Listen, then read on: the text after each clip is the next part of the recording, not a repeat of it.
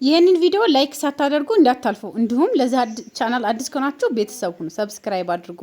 እንግዲህ ውርደት ይቀጥላል። ከራሳቸው አንደበት ከማታ ውይይት በኋላ ከእፎይና ከሁሱ ውይይት በኋላ ይህን ውርደት ከራሳቸው ጉድ ስሙ ማለት ነው። እንዴ በዚህ ልክ ተወርደዋል ማለት ነው። እና የሁሱ ትዕግስት የሚገርም ነበረ። እስኪ ከተወያዩበት ቪዲዮም የተቀንጨባ አድርገን ትችላችኋለሁ። እንዲሁም ምን እንደተባሉ ጉድ ስሙ። ቪዲዮውን እስከ መጨረሻው ስሙት። ኦርቶዶክስ ተዋህዶን አይወክልም፣ ምንም አያውቅም።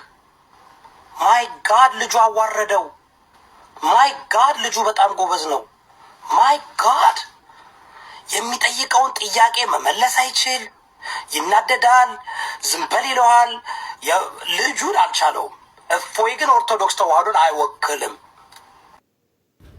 ጉድ ጉድ ጉድ ጉድ ጉድ ጉድ ጉድ ጉድ! ማን ነው ይህ ሰውዬ? ማን ነው? በጣም በጣም በጣም ገርሞኛል። በጣም የሚጠይቀው ጥያቄ እና የሚያብራራበት መንገድ የሚገርም ነው። እኔ እውነት ለመናገር የሃይማኖት ክርክር በኢትዮጵያውያኖች ሕዝብ ጠቃሚ ነው ብዬ አላስብም። ግን ሀቅ ለመናገር የዚህ ልጅ ስብዕና የዚህ ልጅ መረጋጋት እና ደግሞ የሚጠይቅበት የመጽሐፍ ቅዱስን ያነበበበትና የሚመለከትበት በጣም ገርሞኝ ነው። ያው እፎይ አይ ቲንክ ትልቁ ችግር የእፎይ ምን እንደሆነ ታውቃላችሁ? ቁርአንን በእንግሊዘኛና በአማርኛ የተተረጎመ ቁርአን ይዞ ለመከራከር ከሙስሊሞች ጋር ከባድ ነው። አረበኛ ካልቻላችሁ ሙሉ አረበኛ ካልቻላችሁ ቁርአንን አንደርስታንድ የማድረግ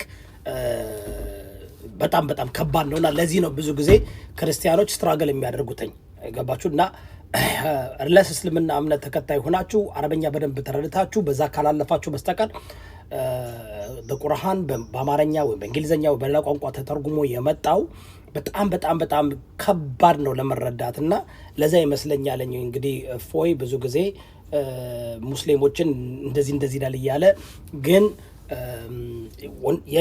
መጽሐፍ ቅዱስ ግን እንደምታውቁት በእንግሊዘኛ የተተረጎመው በሂብሩምና በግሪክም የተጻፈው ያው ከእንግሊዘኛ ቋንቋ ጋር ከላቲን ጋር በጣም የተገናኘ ስለሆነ ሲተረጎም በጣም 99% ምናምን የሚሆን በትክክለኛው መሰረት የተረጎመ ስለሆነ ለዛ እኮ ነው የምላችሁ ሙስሊሞችን ዲቤት በምታረጉበት ጊዜ ለኛ ለክርስቲያኖች ከባድ ነው። አረበኛ ካልቻላችሁ ሙሉ በሙሉ ለመረዳት በጣም ይከብዳልኝ። ታስ ዋይ በዓለም አቀፍ ዲቤት የሚያደርጉ ሰዎች ከክርስቲያን በኩል አረበኛ በደንብ የሚያውቁ የዛ እምነት ተከታይ የነበሩ ከዛ ሃይማኖት የወጡ ካልሆነ በስተቀር ሌሎች የመተርጎም አቅማቸው በጣም ያነሰ ስለሆነ ምናልባት አረበኛ ብትለምዱና መልመድ ብቻ ሳይሆን በጣም ቀላል አይደለም። ቁርአንን ለመተንተን በዚህ ደረጃ ቀላል አይደለም። ሁሳችን የኛ ጀግና እንኳን እኛ ማለት ነው እነሱ ኮርተውብሃል ነው የምልህ። ትችላለህ። አዎ ለዛ ራሱ እንግዲህ ሲጠበቅ ውይይቱ 3 ሰዓት የተባለውን ሜቢ 4 ሰዓት ተኩል እንደዛ ነው የጀመሩት ማለት ነውና በቃ በጣም ፈርቶ ነበር እፎይ ማለት ነው። በጣም ነበር የፈራው። ከዛን በኋላ ኢምራንን ራሱ እንዴት እንደፈሩት ኢምራን ራሱ ይልክለታል ማስገባት አልፈልግም። ኢምራንንም አልነግራቸው አልችልም። በፊትም ስለሚንቀጠቅጣቸው በጣም ነበር የፈሩት። ኢምራንን በፍጹም ማስገባት አልቻሉም። ምናልባት ሁሱን ከእውቀት ዝቅ ያለ ከሆነ እናርበደብደዋለን ብለው ነበር። ነገር ግን ልካቸውን ነው ያሳያቸው ሁሱ በእርጋታው። በዛ ላይ ደግሞ የሚጠቅሳቸው መረጃዎች ከመጽሐፍ ቅዱስም ከቁርአንም አድርጎ እያጣቀሰ እንግዲህ እፎይ ዝም በል እኔ ላውራ መናደድ ምናምን የሆነ በቃ ነጥብ ለማስጣል የሆነ የሚሄደው ነገር አለ እፎይ ማለት ነው። ግን አልቻለም። እና ሁሱ አይደለም እኛ ሙስሊሞች እነሱም ኮርተውብሃልና የኛ ጀግና ኑርልን። ገና ትቀጥላለህ፣ ገና ታንበደብዳቸዋለህ። በዛው ላይ ደግሞ ከውይይቱ ቀጥሎ የነበረው ሸሃዳ ማለት ነው። ሸሃዳ የያዙ ልጆች ነበሩ። ሱብሃንአላህ። እስኪ ሁላችሁ ኮሜንት ላይ አላሁ አክበር በሉ። ሁሱ ይችላል በሉ። ሁሱ ይችላል። አንደኛ ነው ሁሱ። እፎይን ትናንትና በነበረው ያውም ሰዓቱ ብዙ አልቆዩም። በዛ ላይ ደግሞ እፎይ ጥሎ ወጥቷል ማለት ነው። መቋቋም አልቻለም። የሁሱን ብትር መቋቋም ባለመቻሉ እፎይ ጥሎ ወጥቷል ማለት ነው። በቃ በቂጡ ነበር ላቡ ሲንቆረቆር የነበረው ማለት ነው። ፊንቱ ነበር ሲያመልጠው የነበረውና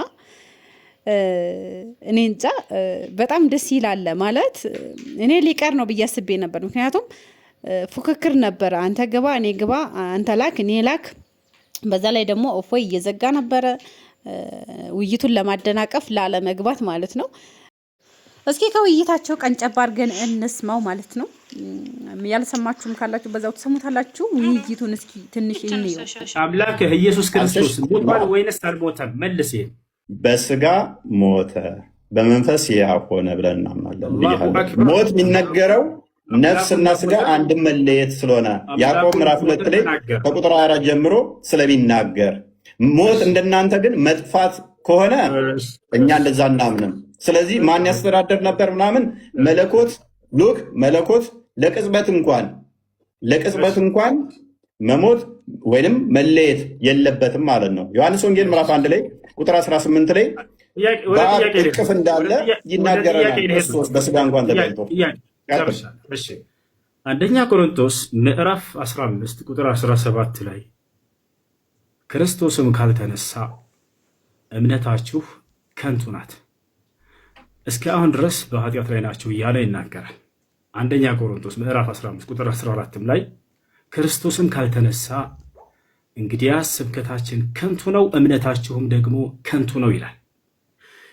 የክርስትናን እምነት ከንቱ መሆንና ለመሆን መሰረት ያደረገው የክርስቶስ መነሳት ላይ ነው፣ ትንሣኤ ላይ ነውና ኢየሱስ ክርስቶስ ከሙታን ሲነሳ ያየው አንድ የሐዋርያ ምስክር አለ ወይንስ የለም?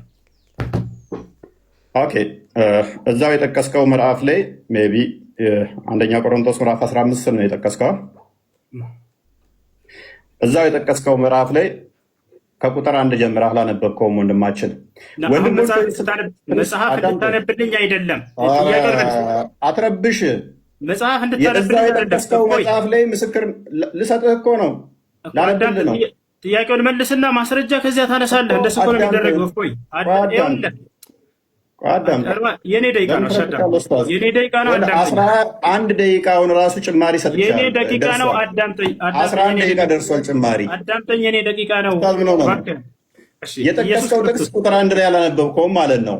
አላህ ለምሳሌ ኢሳን አስመለጠው ሲባል ማንም ያየ የለም፣ ማንም ያየ የለም፣ አምልጧል ብሎ ያምናል። እኛ ግን እናምናለን። ምስክር እንዳለ እዛው የጠቀስከው ምዕራፍ ላይ ልመታህ እኮ ነው። አንተ በጠቀስከው ምዕራፍ ላይ ሲጠየቅ ጊዜ አላህ መሐመድ የለም። አይ ኡስታዝ እሱ ኤኒዌይስ ኮንክሉዥን እንስጥ እና ኢየሱስ ክርስቶስ ከሙታን ሲነሳ ያየው አንድ ሐዋርያ የለም። ዮሐንስ ወንጌል ምዕራፍ 20 ላይ አንድ በል እዚሁ የጠቀስከው ምዕራፍ ላይም ሰጠው። አላህ ግን ኢሳን ሲያስመልጠው አንድም ማስረጃ ማምጣት አይቻልም። ኢሳን አስመለጠው ተብሎ የታመነ ማስረጃ የለም። ለአንድ መልስ ስላልፈለግክ ነው። ኮንክሉዥን እንስጥ። ይበቃል።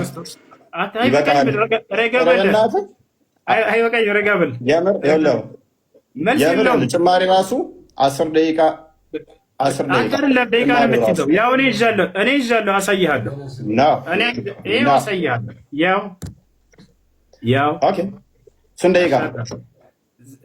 10 ደቂቃ እየሆነ ነው። አንተ ጥሩ ትቀልዳለህ። አንተ ኡስታዝ ይመችህ። ኢየሱስ ክርስቶስ ከሙታን ካልተነሳ ክርስትናችን ከንቱ ነው፣ ስብከታችን ከንቱ ነው፣ እምነታችንም ውሸት ነው ብሏል ጳውሎስ። ስለዚህ ክርስቶስ ከሙታን መነሳቱን ያየ አንድ የሐዋርያ ምስክር አለ ወይንስ የለም? እፎይች መልሳት። እሺ ቆይ አዳምጥ አንዴ። ዮሐንስ ወንጌልን አላነበብኩም። አለ፣ በደንብ አለ። ማን ይባላል ያ ሐዋርያ ከሙታን ሲነሳ ያየው? እኮ አዳምጣ። ማስረጃ ስለተሰጠኛለህ። እፎይ ማን ይባላል ያየው ሐዋርያ ከሙታን ሲነሳ? ማዳመጥ ማትፈልገው? ያው እያዳመጥኩ ነው። ጥያቄ መልስ። ማን ነው ያ ሐዋርያ ያየው? ልሰጥህ እኮ ነው። ስላዩትም እኮ ነው። እንደገና ቤታቸው ይገባል እኮ ጸሎት ሲያደርጉ። ከሙታን ሲነሳ ያየው አንድ ሐዋርያ ማን ይባላል? ማን ይባላል? ከሙታን ሲነሳ ያየው ሐዋርያ። ለምንድን ነው የማትረጋጋው? አዳምጥ በሚል ቃል አትደበቅ። ማን ይባላል? ከክርስቶስ ከሙታን ሲነሳ ያየው ሐዋርያ ማን ይባላል? ጎበዝ። እሺ አዳምጥ። እንደ ሞተ አምኗል። መነሳቱን አይተዋል አላዩም ነው ጥያቄው። አላልኩህም። ሲነሳ ያየው አንድ ሐዋርያ በቃ መልስ የለውም። ወላሂ መልስ የለውም። አይመልሰውም። እሱ አንተ አይደለም የአንድ ፍቃደኛ አይመልሰውም። ይኸውልህ ላንብብልህ። ስለዚህ አንብብልን አዳም። በዚያም ሰዓት ተነስተው ወደ ኢየሩሳሌም ተመልሱ፣ 11 ከእርሱ ጋር ነበሩ። ጌታም በእውነት ተነስቷል፣ ለስምዖንም ታይቷል እያሉ በአንድነት ተሰብስበው አገኟቸው። ዮሐንስ ወንጌል ምዕራፍ 20ንም ከቁጥር 1 ጀምሮ አንብበው እነ ስምዖን እንዴት እንዳገኙ ከዛ በኋላም ደግሞ እንዴት እንደታየላቸው ተገልጿልና ቅድም የጠቀስከው ምዕራፍ ላይ በደንብ እዛው ያስቀምጠዋል። ና ክርስቶስ ከሙታን ሲነሳ ትንሣኤ ሲያደርግ ያየው ሐዋርያ ማን ይባላል? ስሙ አንድ ሐዋርያ ሜቢ አይሰማም እንደ ውስታዙ ምን ሆኖ ነው? ስምዖን በዚያን ሰዓት ተነስተው ወደ ኢየሩሳሌም ተመለሱ፣ 11ዱ ከእርሱ ጋር የነበሩትም ጌታ በእውነት ተነስቷል፣ ለስምዖንም ታይቷል። ኢየሱስ ክርስቶስ ከሙታን ሲነሳ ያየው ማን ይሄን እየተናገረ ያለው? መረዳት አትችልም እንዴ ኡስታዝ? መረዳት አትችልም? መልስ የለም። ያን ሐዋርያ መናገር አይችልም። ምክንያቱም ይህንንም ሲነጋገሩ ኢየሱስ ራሱ በመካከላቸው ቆሞ ሰላም ለእናንተ አላቸው። አየህ አይደለ? አንዴ አሜት አድርጋ አሁን መልስ ደቂቃን አልጨረስክም። አሁን ደቂቃ ተረጋጋ። ያው እየቆጠረልህ ነው 11 ደቂቃ ደርሶናል። አሁንም እንደገና አስጀምሬልህ 7 ደቂቃ እየሄደልህ ነው። ክርስቶስ ከሙታን ካልተነሳማ ክርስትናችን ከንቱ ነው ብሏል ጳውሎስ። ማነው እምነታችን ከንቱ ነው ብሏል። ስለዚህ ክርስቶስ ከሙታን ሲነሳ ያየው ሐዋርያ ማን ነው ብለው ይሄ ሰውዬ ስሙን ሊጠቅስ አልቻለም። ጥያቄ ጠይቅ። ማብራሪያ አይደለም ኡስታዝ፣ ማብራሪያ አልተጠየቅክም። አላህ ኢሳን ሲያስመልጠው ያየም የለም፣ ማን ነው በሱ ቦታ የተሰቀለው ሚያቅ የለም፣ ኢሳ ተመልሶ ይመጣልም የሚል በቁርአን ውስጥ ሽታው የለም። ስለዚህ ሌላ አርጉመንት ዛት ትምጣ አይደለም ሲነሳ ከመቃብር ሲነሳ ሲያርግ እንኳን ሐዋርያት ሥራ ምዕራፍ 1 ላይ ቁጥር 11 ላይ አይተውታል። እንዲህ ወደ ሰማይ ሲወጣ እንዳያችሁት ተመልሶ ይመጣል ብለው ተናግረዋል። ነቢያቶች የሰበኩት አንዱ አምላክ ታላቁ አብርሃም አምላክ አላህ ሱብሓነሁ እንዴ በአንድ 20 ደቂቃ አለቀ፣ 20 ሰከንድ አለቀ። እሺ ችግር የለውም።